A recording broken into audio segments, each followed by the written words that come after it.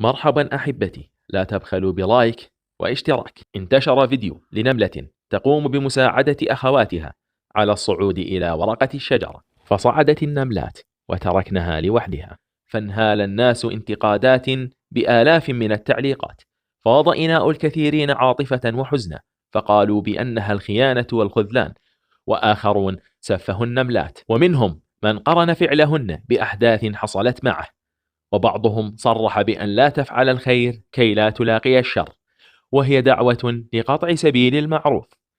أغلبهم تكلموا بما يخالجهم من مشاعر وصاحبهم من وحدة وانكسار وانعدام الثقة في من حولهم. سؤالي هنا: لماذا لم تنظروا للفيديو من الجانب الآخر؟ لماذا لم تفكروا إيجابيا قليلا؟ ألم تفكروا بأنها بقيت لكي تقوم بإنزالهم حينما يعودوا؟ أليس أمرا منطقيا؟ أحسن الظن. ولنأخذ فكرة وعبرة ودرسا شيقا عن مملكة النمل التي توجب الاحترام، وهي تقوم ببناء مملكتها، حيث يشكل النمل مستعمرات منظمة ويدار بشكل مرتب، ولكل فرد دور مهم في هذه المملكة، فلديها جند وجيش للهجوم وصد للغزوات، ويتكون جيشها من العاملات من الإناث، فلتفرح النساء بهذا الأمر.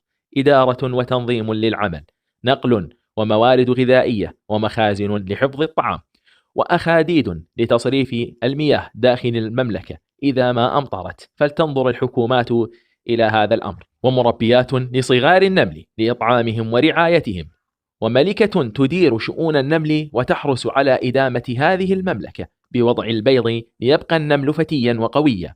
ويكفي للإنسان أن يوعظ من هذا المخلوق الصغير، إنه صغير الحجم لكن ذو أفعال كبيرة وفيها دروس وعبر. فسبحان الذي خلق فأبدع، حيث يشكل النمل من 15 إلى 25% من الكتلة الحيوية للحيوانات البرية. أتمنى أن ينال الفيديو إعجابكم، لا تبخلوا علينا بلايك واشتراك، ودعوة لله تعالى. أستودعكم الله.